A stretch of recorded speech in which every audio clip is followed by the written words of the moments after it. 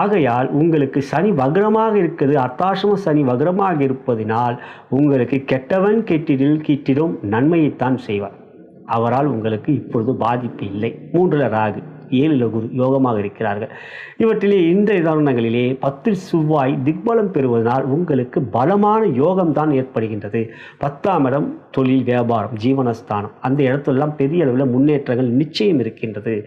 சில சமயங்கள் உடல் நலத்தில் கவனம் என்று 4ஆம் இடம் சுகஸ்தானம் இதில் செவ்வாய் இந்த சனியை பார்க்குறாரு இல்லையா, அதை மட்டும் கவனம். மற்ற அதுவும் கூட பெரிய பாதிப்புகள் இல்லை. தொழில் வியாபாரத்தில் நல்ல விதமாக இந்த 47 நாட்கள் பொருளாதார முன்னேற்றம், தொழிலிலே புதிய விஷயங்களிலே புதிய ஒப்பந்தங்கள் போடுவீர்கள், அதிலே வெற்றிகளை பெறுவீர்கள்.